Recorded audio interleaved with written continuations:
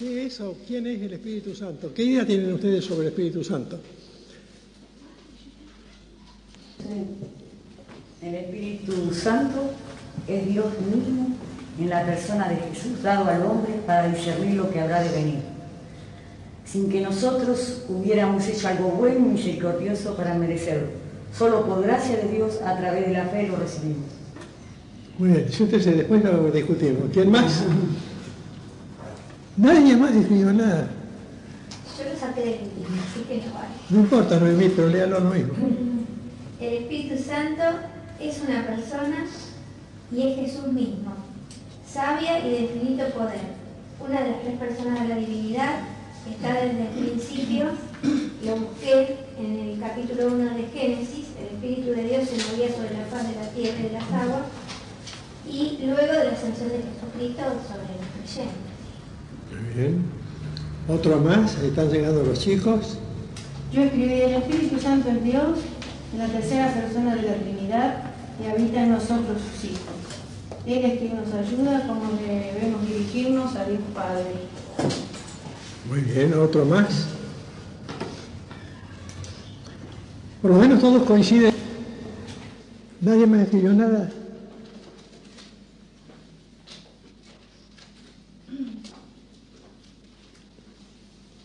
Vamos a tomar nuestro librito de estudio y vamos a ver la introducción.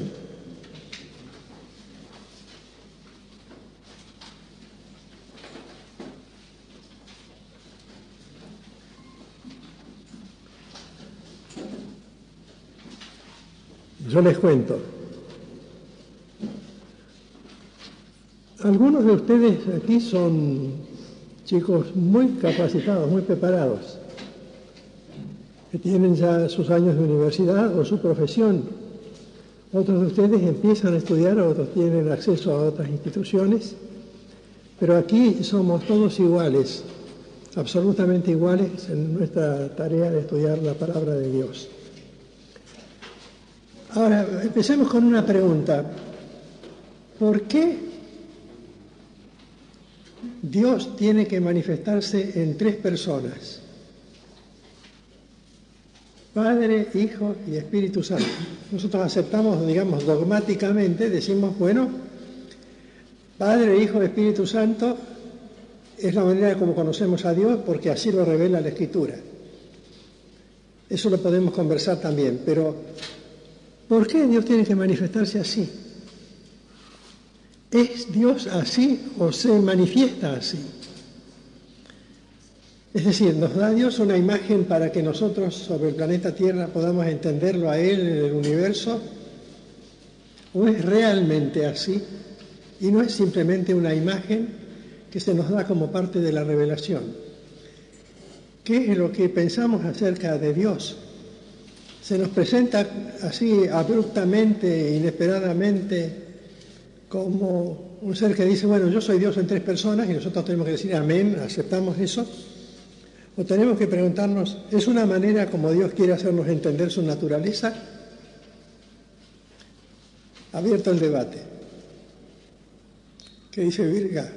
Para mí, Dios es así. No es que se presenta en tres personas, es así. Del Padre, del Hijo y del Espíritu Santo. ¿Por qué?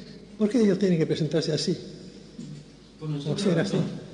No sé, la forma mía de ver, porque uno lo conoce de esa manera, y uno a través de lo que lee. Y si yo fuera habitante, por ejemplo, de un planeta que da vueltas alrededor de otro sol, de otra estrella, lejos en otra galaxia. Es para comunicación. ¿Quién dijo eso? Para comunicarse con nosotros. Es decir, vos creéis que la Trinidad es una manera como Dios se comunica con nosotros. ¿Otra idea? Allá atrás. Porque en Génesis, ¿Quién?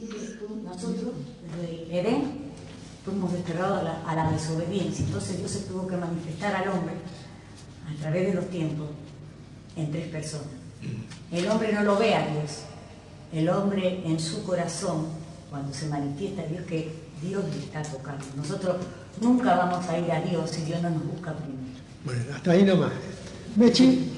Sí, yo creo que desde el principio él habla en plural en la creación, como hablamos recién en Génesis, ¿no? Él dice, hagamos al hombre a su imagen y semejanza, habla en plural. Para mí son tres personas que tienen distintas funciones a lo largo de la historia, que por ahí, si uno va a la primera dispensación, el Antiguo Testamento, es Dios el Padre, y el Espíritu Santo es como que iba y venía en determinadas situaciones puntuales. Y David también dice, no quites de mí tu espíritu, ¿no? Como que iba y venía, no estaba permanentemente en el pueblo judío. Cristo con su función de redentora, de cordero, y el Espíritu Santo a partir, o sea, no es que no tiene ninguna otra función antes, pero a partir de la ascensión es como que aparece realmente la función del Espíritu Santo en nosotros, en los creyentes. Muy bien, Mechi, Sarita. Yo pienso que es la naturaleza de Dios simplemente, que Dios es trino en cualquier parte del universo y en cualquier lugar del tiempo también, que simplemente su naturaleza es distinta a la nuestra y Él es en tres personas y nosotros somos en una, como así también sus pensamientos no son nuestros pensamientos. Muy bien, hemos entrado bastante profundo de entrada nomás, ¿eh? Estamos profundizando bien. Ahí van a recibir un material informativo de ABA, porque esto lo tenemos nada más que 1 o 2 veces al año.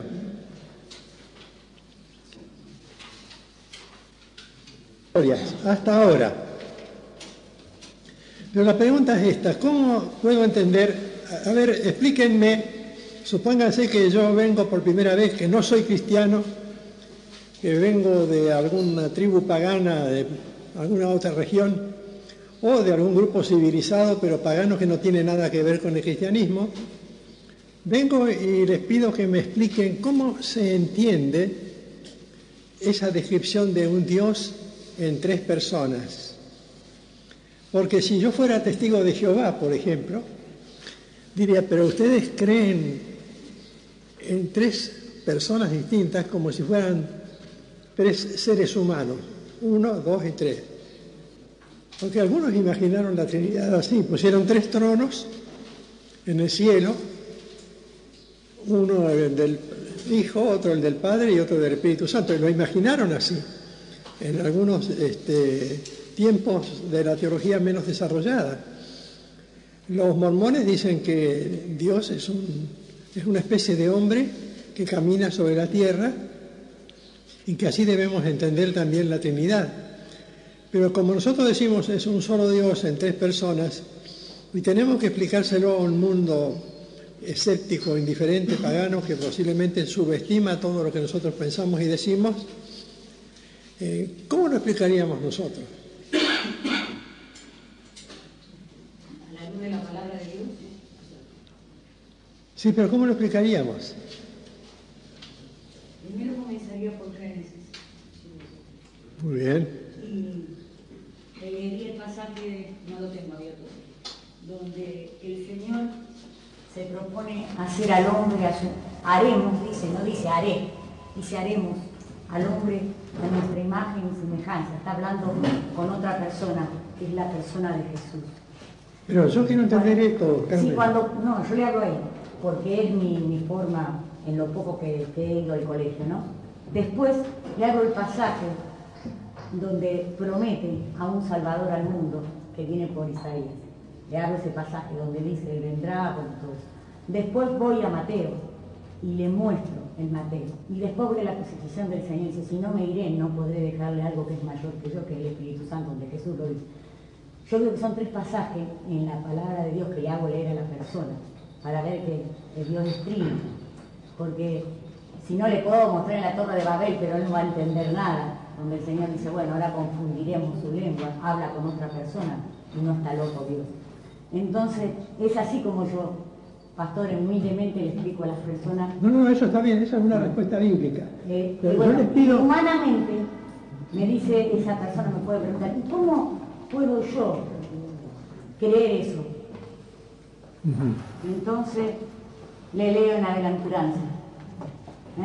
Aquel que sin ver cree, porque No elegimos nosotros a Dios, Él nos eligió. Y a veces soy muy dura en mi familia, y le digo, cuando hace 22 años que estoy hablando del Señor, quizás el Señor tiene otro propósito. Yo le digo que, bueno, no serás el elegido, porque no se inclinan por Dios. Eso, humildemente, pastor, es lo que yo le explico. Muy bien, Carmen, pero la pregunta mía es distinta. Sí. La pregunta mía no es evangelística, no se refiere al aspecto evangelístico o al aspecto bíblico de la doctrina, con el que vamos a estar de acuerdo también, por supuesto, sino que es una pregunta para iniciarnos en el campo teológico. Es decir, si yo tuviera que explicarlo a Dios, si tuviera que decir por qué creo, por ejemplo, que la Biblia es palabra de Dios, la pregunta que viene en el campo teológico es desde un supuesto espectador que nos mira desde afuera.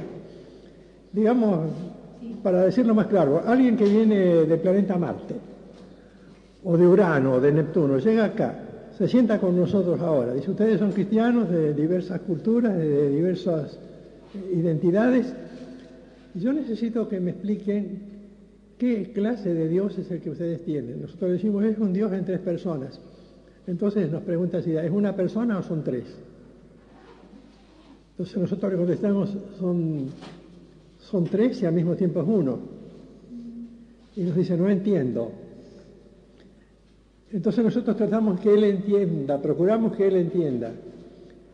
Si usamos la Biblia, él va a decirnos, bueno, pero la Biblia para ustedes es palabra de Dios, pero para mí no, porque yo jamás agarré una Biblia, en el planeta Marte no hay Biblia, ni Nuevo Testamento, ni nada. No hay ninguna iglesia, no hay ningún predicador. Yo he escuchado a mis, no sé cómo se llamarían, los demás marcianos del grupo, y tienen sus propias reflexiones y sus propias preguntas.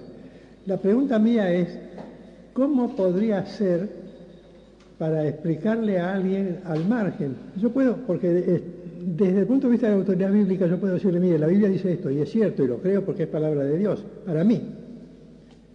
Pero para él que viene de otro lugar del universo, no.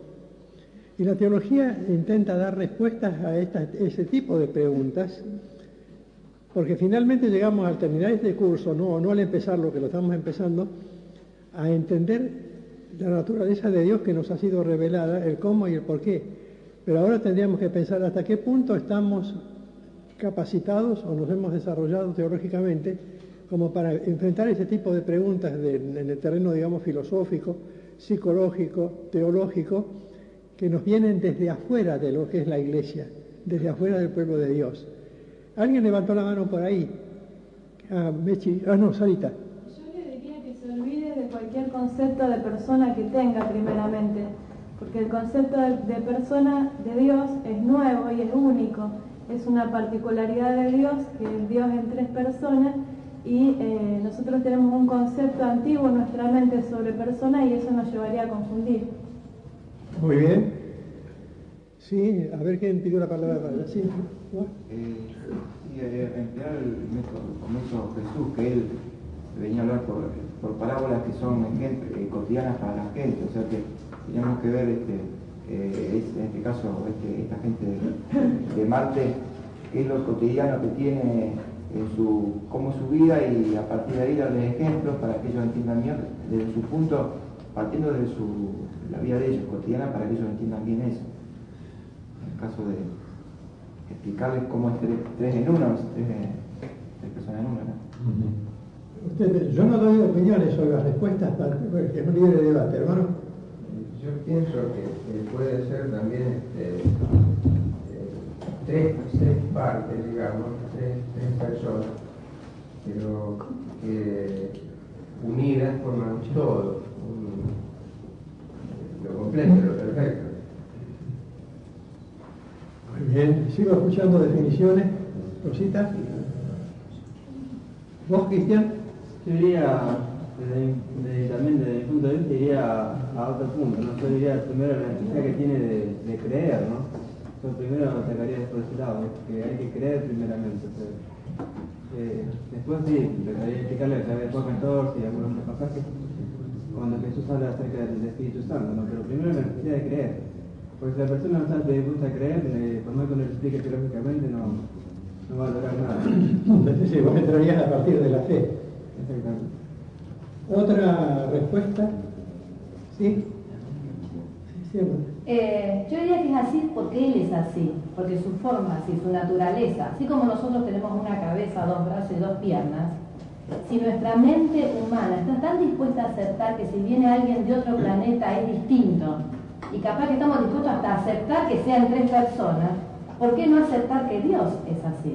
La ciencia ficción nos muestra cosas imaginarias y nosotros decimos que puede ser. Entonces Dios es así, es su naturaleza, su forma de ser.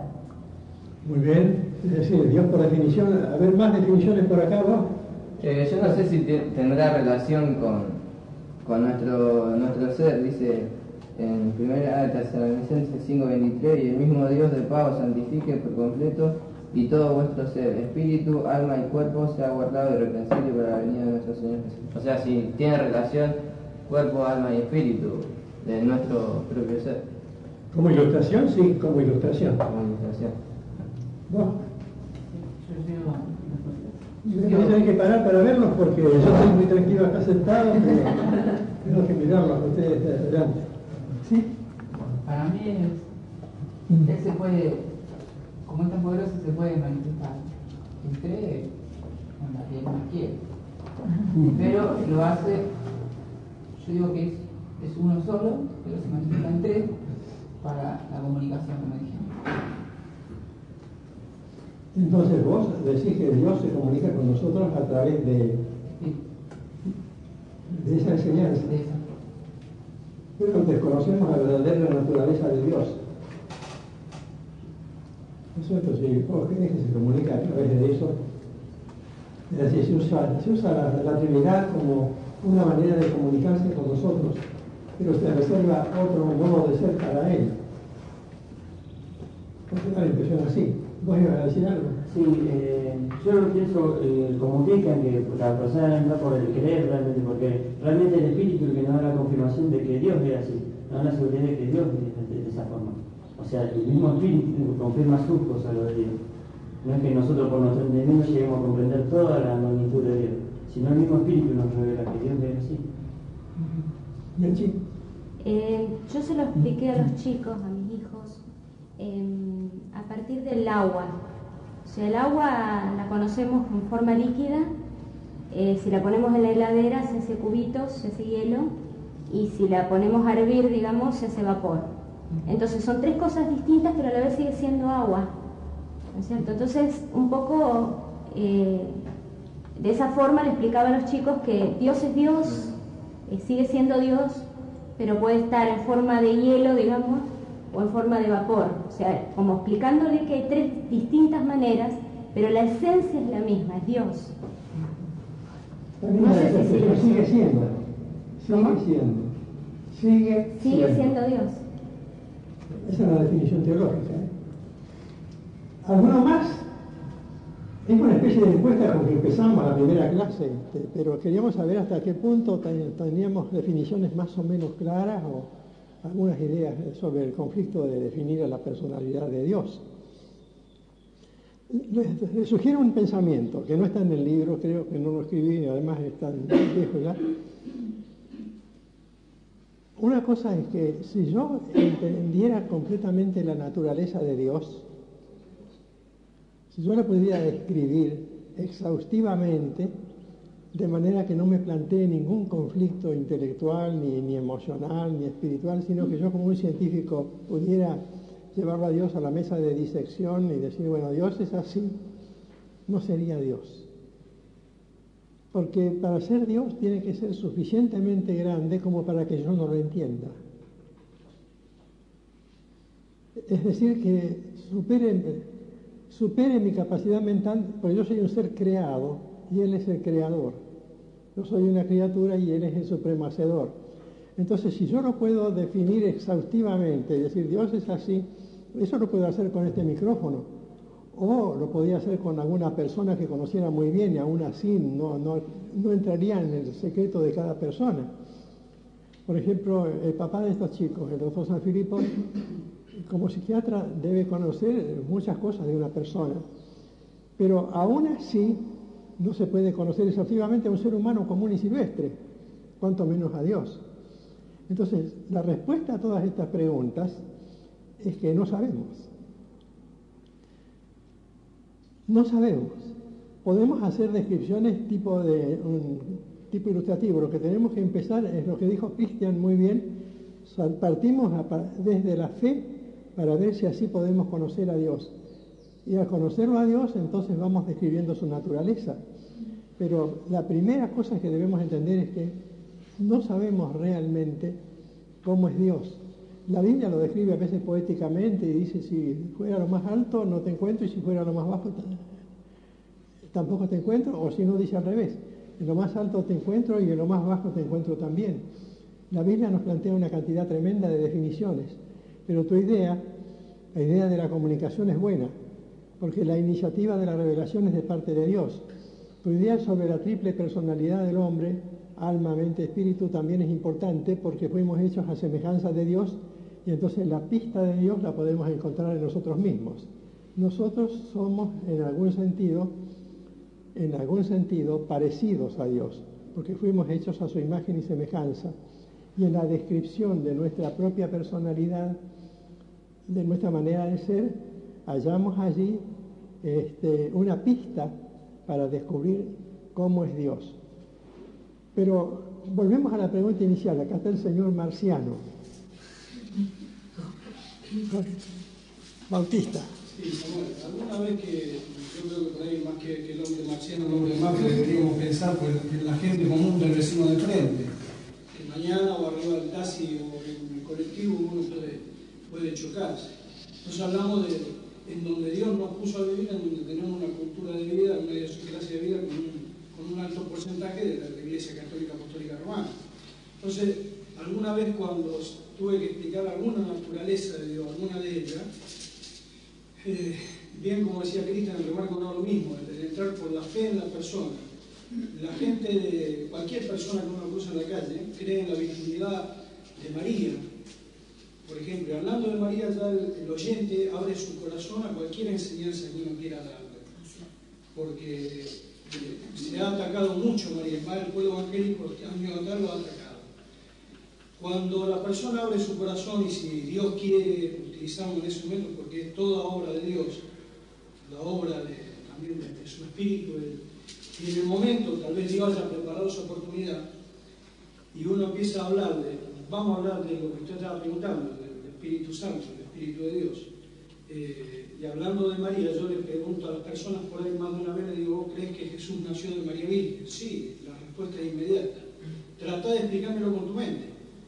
Con esto no se puede explicar, pero sí se cree con el corazón, porque en realidad Dios nos da de su fe para poder creer no solamente en el Espíritu Santo, sino también en Jesucristo. En algún momento cuando Jesús preguntó a Pedro si no hubiese sido revelado por el Espíritu, él no podía haber dicho que era el Cristo, que era el Mesías.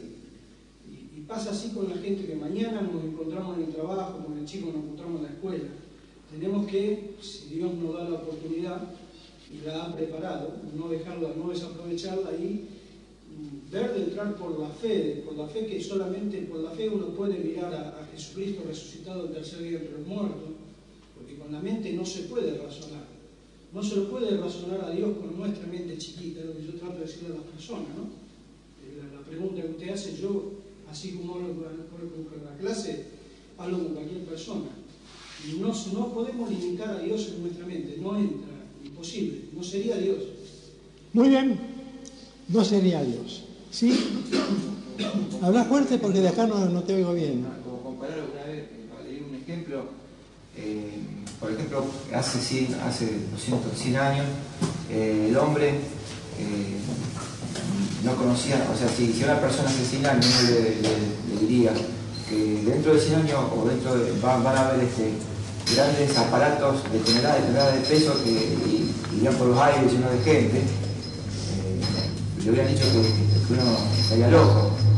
El científico Newton dijo que eso no podía ser, que jamás lograría el hombre con artefactos más pesados.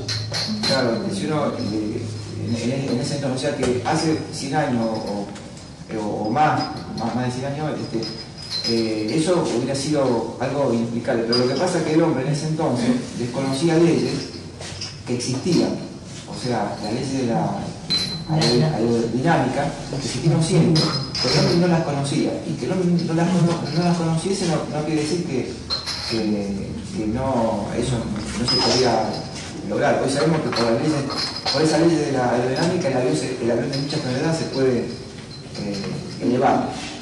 De esta forma es una comparación, que hay leyes que nosotros no las conocemos porque nuestra capacidad, pero esas leyes existen y Dios está incluido en todo eso, en esas leyes. Bueno, cuando estaba en vigencia el pensamiento de Voltaire, por ejemplo, Voltaire era un filósofo del siglo pasado, ya antepasado por la época que estamos ya en el almanaque, ¿no? Decía que Dios no existe porque si hiciera milagros sería un violador de sus propias leyes, decía Voltaire. Porque cuando Dios hace un milagro, por ejemplo, resucita un muerto o sana un enfermo o para una tormenta, decía Voltaire, Dios está violando sus propias leyes. Y la respuesta inmediata de la teología fue, lo que pasa es que ignoramos las leyes. Las que nosotros recitamos, las leyes naturales que nosotros definimos, son la descripción de nuestro estado actual del conocimiento. Imaginamos que la cosa funciona así. Hubo una época en que la ciencia suponía que todo el universo, o por lo menos el sistema donde nosotros estamos en la galaxia, giraba alrededor de la Tierra y que la Tierra era el centro del sistema, hasta que descubrió que el sistema giraba, por ejemplo, en el caso de nuestro pequeño universo chiquito de este barrio de la galaxia que se llama Sistema Solar, giramos en torno al Sol. Pero era necesario que lo descubrieran. Mientras tanto habían elaborado una ciencia que les servía, una fórmula que les resultaba útil. Lo que yo quiero explicarles, chicos, es este tipo de materia. No es como otras materias más agresivas evangelísticamente, sino que esto es como conocer el esqueleto. Todos tenemos un esqueleto. En este momento aquí hay un montón de esqueletos sentados. Rellenos de diversas cosas. Bueno, ¿para qué sirve el esqueleto? No es para mostrarlo. Sirve para sustentarnos, ¿no? Sirve para mantenernos, para expresarnos, pero no es visible. Inclusive cuando llega un momento de una fractura expuesta o uno de esos accidentes catastróficos o algún episodio de guerra y se ven trozos de hueso de la persona que tiene la cara aplastada o cosas así, nos impacta, aunque sabemos que toda persona tiene esos huesos, rotos o no, cuando nos enfrentamos con los huesos arrojados en esos cementerios antiguos. Yo visité algunos de esos cementerios en otra época, en algunas ciudades por ahí de América Latina, y estaban los huesos tirados prácticamente en lo que nosotros llamaríamos un sótano, un depósito de huesos humanos, guardados ahí, no como un propósito religioso ni nada, sino como una manera de conservar el recuerdo de algunas personas que alguna vez existieron o de algunos ejércitos que alguna vez fueron derrotados o que fueron triunfadores. Para el caso no es tan importante. Ahora, nosotros tenemos huesos. Son importantes para que nuestra estructura, encontró la palabra acá, se mantenga. Bueno, la teología son los huesos. No es lo que se ve, sino lo que sustenta nuestra fe. La teología, como fundamento, tenemos que definirla, es una descripción que viene de Dios. Hay otras teologías que son elaboradas por los seres humanos. Entonces uno dice la teología, por ejemplo, de Karl Barth. Pero el supremo teólogo es Dios mismo. Él nos explica cómo es Él y cómo debemos conocerlo a Él. Él es el que nos explica, el que nos revela, inclusive el sistema. Y es cierto lo que dice Cristian, empieza a partir de la fe. Es cierto lo que vos decís, empieza a través de la comunicación, porque la comunicación es la que va a crear la fe, porque cuando uno recibe la comunicación de parte de Dios, responde a esa comunicación. De manera que lo que estudiamos acá es lo que llamaríamos técnicamente la infraestructura de nuestra fe. La manera como nosotros analizamos nuestras propias convicciones. y empezamos por decir, a Dios no lo entendemos porque Dios es Dios. Parece una contradicción, pero es verdad. Empezamos a estudiar teología diciendo a Dios no lo entendemos porque Él es Dios. De manera que cualquier intento de descripción de la Trinidad nos resulta insuficiente, porque como dijo Sarita hace un rato, Dios es así.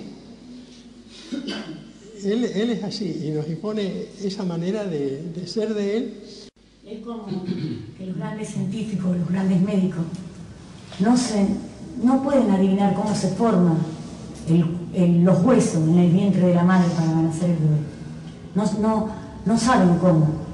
Así es Dios. Ellos no pueden constatar cómo se forman los huesos en el vientre de la madre para que nazcamos así, como un esqueleto. ¿Cómo se forma el yo? Sí, no saben. Y lo quieren estudiar y quieren sacar la deidad de Dios y están... Yo veía el otro día, no sé si usted vio, en la crucifixión de Jesús, cómo científicamente decían que no había muerto, que se había escapado. Yo digo, ¿cómo el hombre le quiere sacar la deidad a Dios para hacernos incrédulos, para poder dominar nuestra mente? ¿Qué más había levantado la mano para él?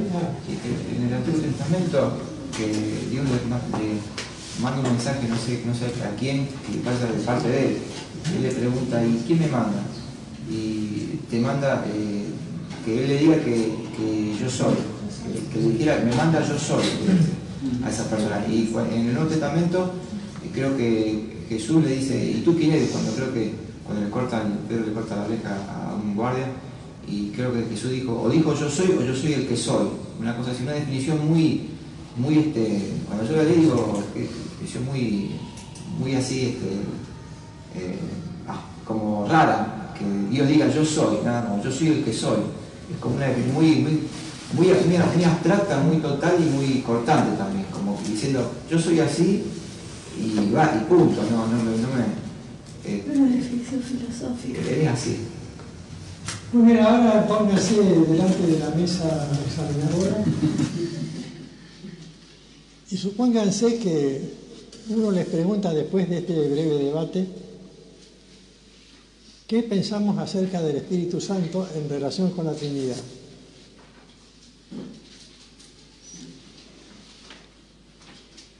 No es para que se queden asombrados, sino para que de su mente trabaje, ¿no? Yo tengo que pensar, bueno, no puedo conocer a Dios sino a través de lo que Él comunica. Dijiste vos. No puedo conocer a Dios sino a través de la fe en lo que comunica, dijiste vos, Cristian. Entonces estoy con esa posición. Ahora, Dios me comunica algunas cosas que yo he aceptado por fe que están en la Biblia. Creo, aunque tenemos que discutirlo más al tema, en la Trinidad como la describe la Biblia. Si yo fuera testigo de Jehová diría, no estoy tan seguro que la Biblia lo describa. Pero supongamos por ahora que aceptamos como está, como viene en la Biblia. Entonces, ¿cómo definiría al Espíritu Santo a la luz de la enseñanza bíblica sobre la Trinidad? Recuerden que cuando vienen los testigos de Jehová a discutir con nosotros, ellos nos van a decir la palabra Trinidad no está en la Biblia. Y es cierto, no está en ninguna parte de la Biblia. Desde el Génesis al Apocalipsis, esa palabra no está. La enseñanza sobre la Trinidad se desprende de otros elementos que vamos a necesitar considerar en estos meses con mucho cuidado. Pero, por ejemplo, para comenzar, ¿cómo definiría al Espíritu Santo en relación con esta doctrina que tengo que aceptar, que es la doctrina de la Trinidad? Por ejemplo, ¿quién es el que comunica? ¿En quién pongo la fe? ¿Cómo me relaciono con la Trinidad? ¿Cómo puedo saber, no intelectualmente, porque no puedo definir a Dios? Eso ya por lo menos en principio habíamos acordado que es muy difícil entenderlo. Pero pensando en el Espíritu Santo, frente a estos elementos que acabamos de ver, ¿qué pienso acerca de la manera de comunicarme con el Espíritu o que el Espíritu se comunique conmigo? ¿Qué expectativa puedo tener? Ojo con lo que contestamos. Piénsenlo un ratito. Es como un aliento, porque cuando Jesucristo asciende se le sopló el Espíritu. Se Es como que es algo que nos mantiene, un aliento que nos mantiene siempre de comunicación y siempre en fe, a los que creemos en Jesús, ¿no? Porque ¿qué es Espíritu Santo? ¿Es un viento suave? ¿Es un aliento? Es lo que les estoy preguntando. Yo digo Padre, Hijo y Espíritu Santo. Entonces, bueno, algunos dicen la economía de Dios, usando la palabra economía en el sentido teológico. El Padre tiene tal función, dicen estos hermanos. El Hijo tiene tal función. El Espíritu Santo tiene tal función. Como si cada uno tuviera un papel específico. Casi como pensando que no puede entrar en el papel del otro, o sí. Esto conviene porque si damos lugar a la imaginación, entramos en el terreno de las sectas, que enseguida desarrollan una serie de ideas que son bastante discutibles. Entonces, yo estoy preguntando ahora, dentro de esta descripción de la Trinidad, a ver si podemos decirlo de otra manera, ¿cómo identificamos al Espíritu? Vos pediste la palabra allá atrás. Sí. Me pareció que convence a la persona del pecado, trae convicción del pecado. Bueno, esa es una de las cosas que dice la Biblia, sí.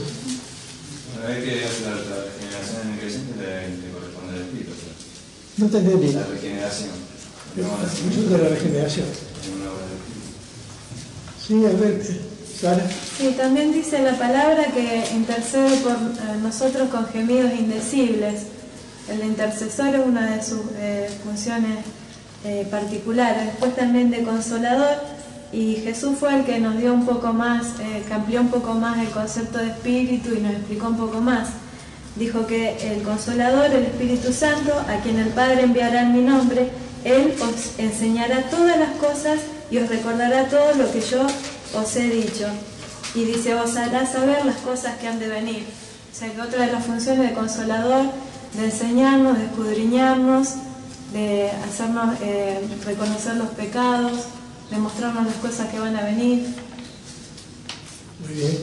Sí. Y también a lo largo de la historia, cada una de estas tres personas tuvo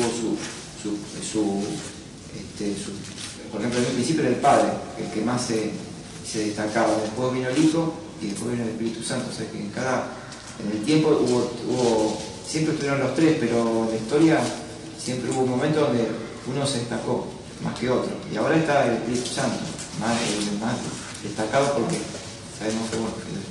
Cristian. A estar con nosotros y en nosotros, dice también Juan 14. Está todo el tiempo con nosotros y en nosotros, obviamente. Dijo Jesús. Bueno, miren. Me paro de nuevo.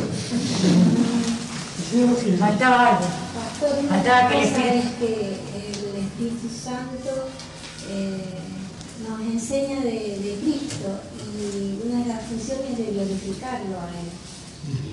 Así dice, Él me glorificará. Dijo Jesús, está en el Evangelio de Juan.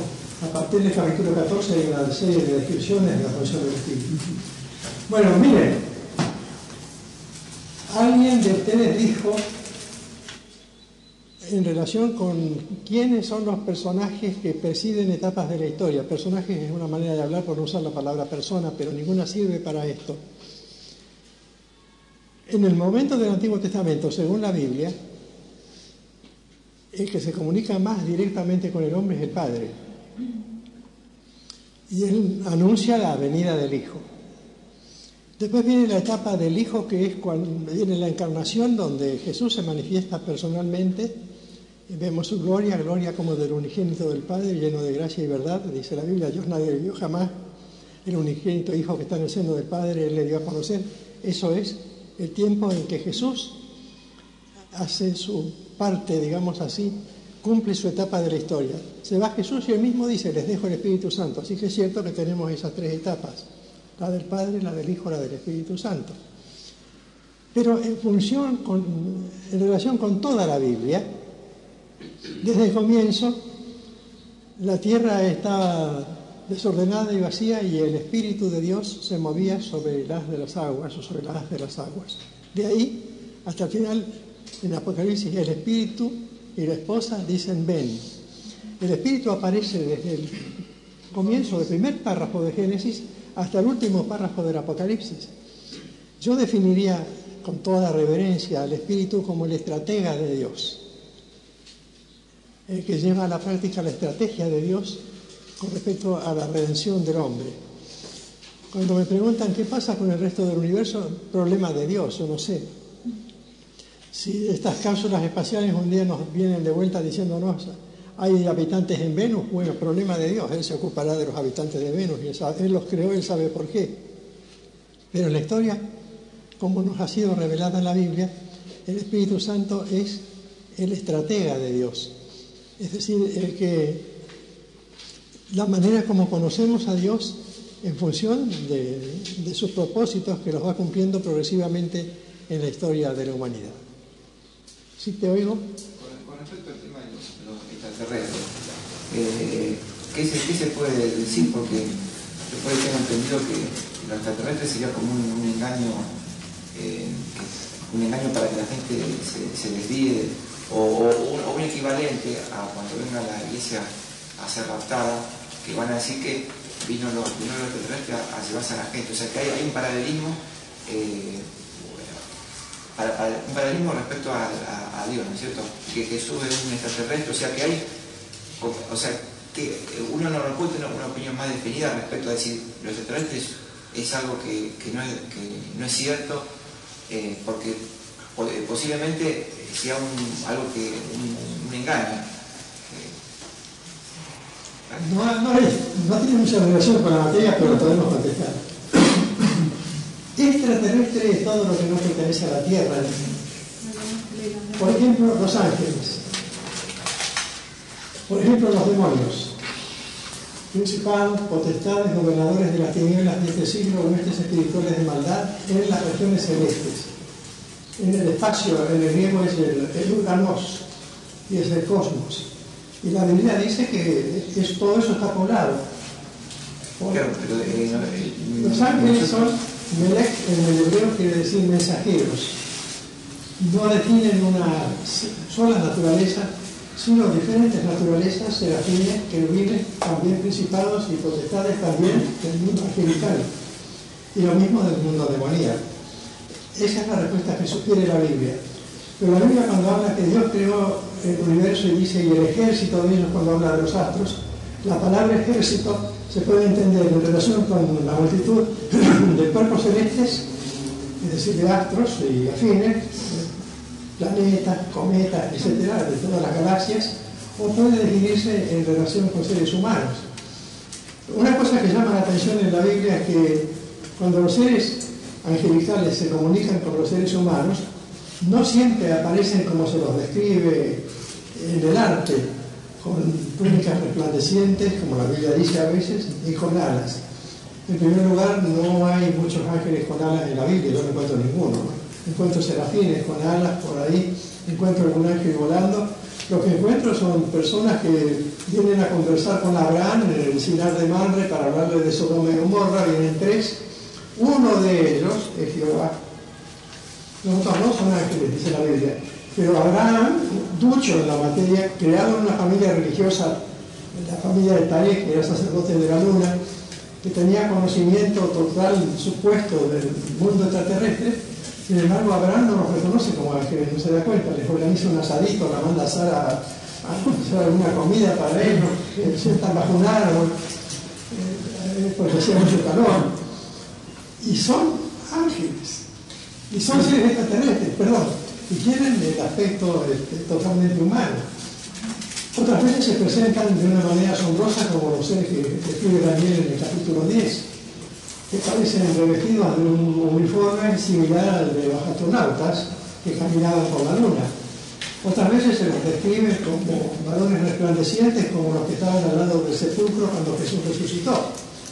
Entonces hay una variedad de descripciones. Lo mismo con respecto al mundo demoníaco, al mundo satánico, y aparte que la Biblia deja abierta la expectativa. ¿Puede haber otros seres en el universo? Porque Dios es el creador. No lo sabemos, no nos ha sido revelado, pero el problema es que Jesús vino para salvarnos a nosotros. Posiblemente porque somos el hijo pródigo, somos la oveja perdida. La Biblia dice que hay 99 ovejas que no tienen necesidad de arrepentirse, dijo Jesús en su parábola de las 100 ovejas. ¿Cuáles son esas 99 que no tienen que arrepentirse? Si nosotros somos la oveja perdida y todos hemos pecado y no es justo ni a uno, nosotros somos los que sí estamos perdidos, y entonces el Señor deja las 99 en el redil y va en busca de la que se perdió. Viene Jesús a buscarnos a nosotros en la tierra. ¿Quiénes son las 99 ovejas que quedan en el redil? ¿Y qué es el redil en esa parábola? Eso es un debate teológico ya desde los primeros siglos. Se suponía que esas 99 ovejas que no se perdieron son aquellos que no necesitan arrepentimiento porque no cayeron en pecado. Los que hemos caído en pecado somos nosotros y necesitamos nosotros de la redención. Es decir, que para especular, aunque estamos saliendo del tema específico, hay una amplitud de caminos, una variedad de posibilidades que tropiezan con, eso es algo que decía Carmen hoy al principio, nosotros tenemos que desprendernos de nuestras ideas, también decía Sarita lo mismo, de nuestros conceptos, de la manera como cultivamos algún tipo de ideas. Siempre les cuento a ustedes que allá en México estábamos con Rosita viendo una iglesia mexicana donde los ángeles, en el pesebre viviente, los ángeles eran hombres con bigote. Y venían y decían, oye María, yo vengo delante del Señor para decirte que vas a dar a luz un hijo. ¿Y por qué? Porque para ellos, y es verdad, los ángeles son varones, según la Biblia, y tienen nombre de varones, Miguel, Gabriel, etcétera. Y entonces ellos lo hacían considerando eso. Hay otros hermanos que tienen imágenes de los ángeles cantando. No hay un solo pasaje en la Biblia que hable de ángeles cantando.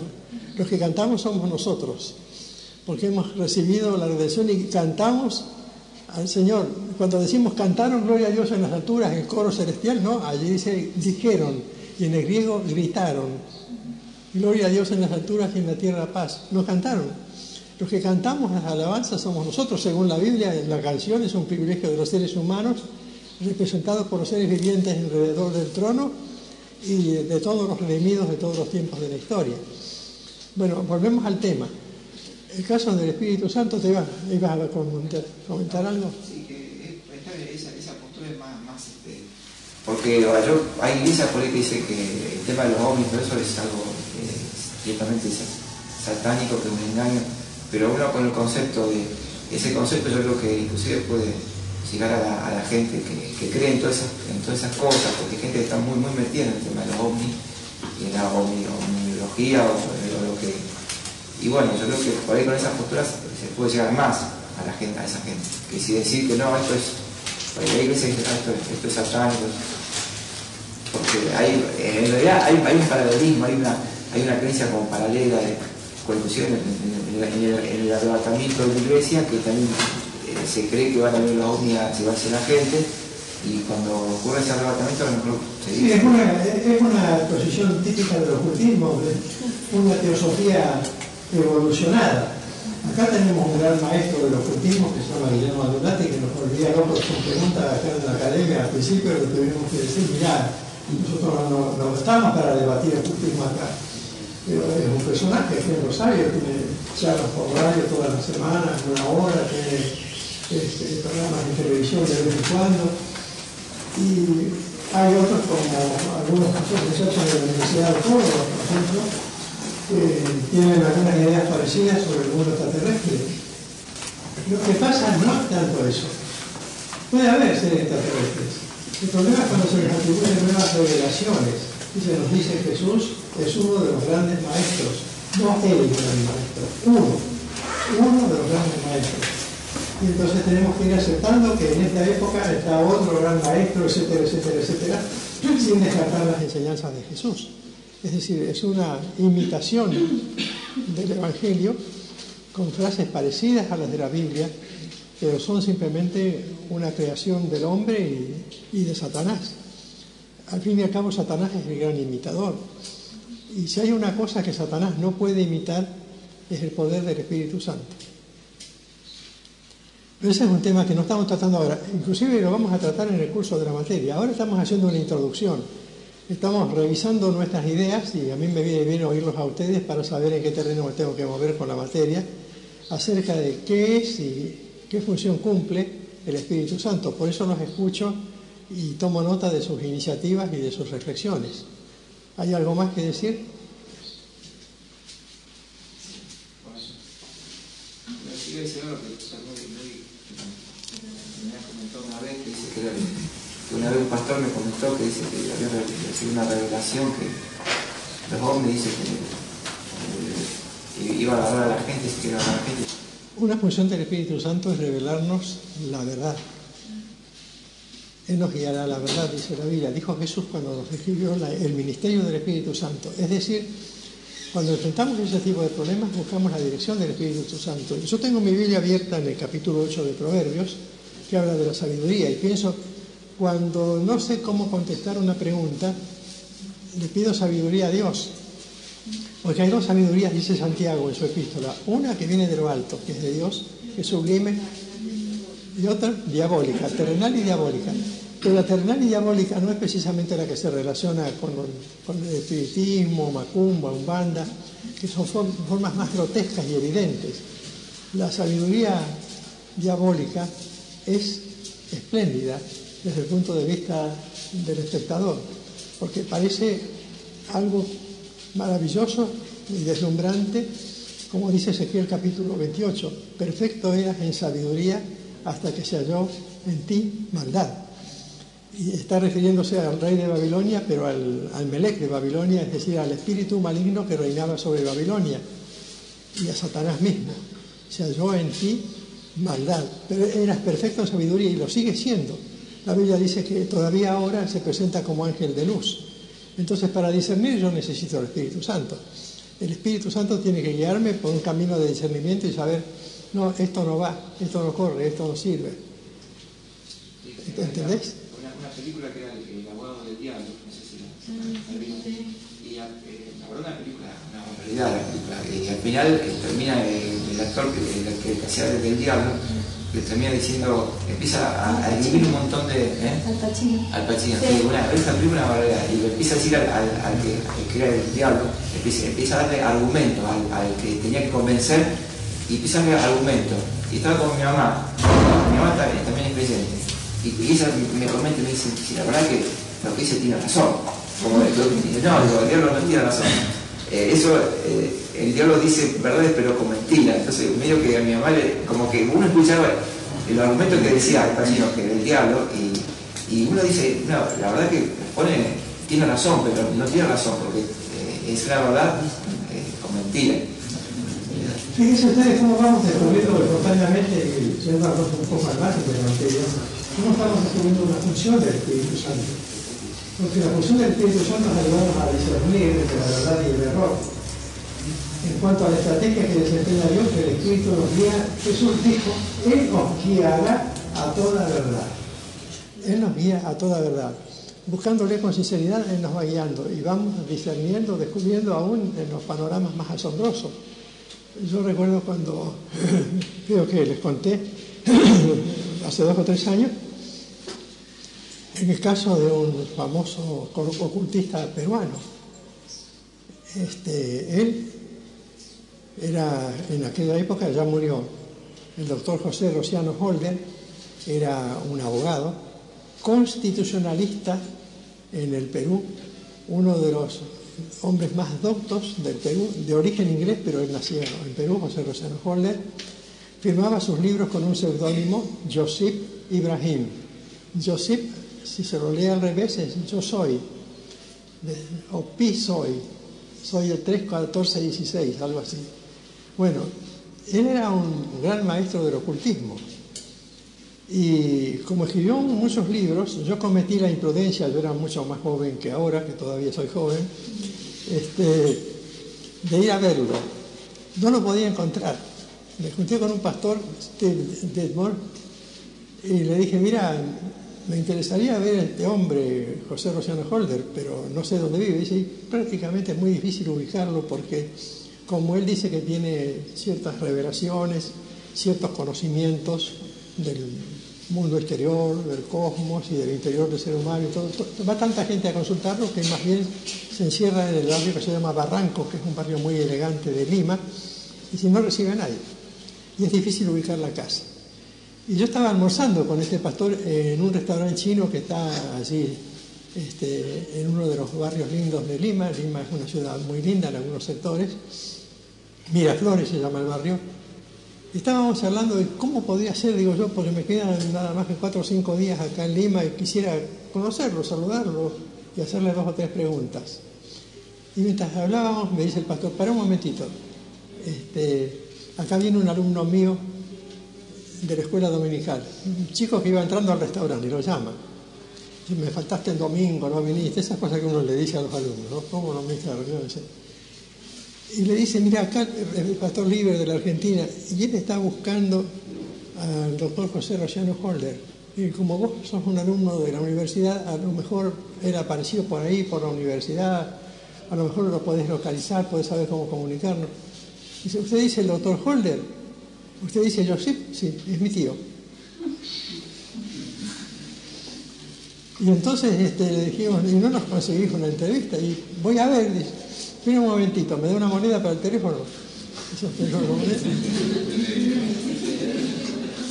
Le dimos la moneda, llamó al tío,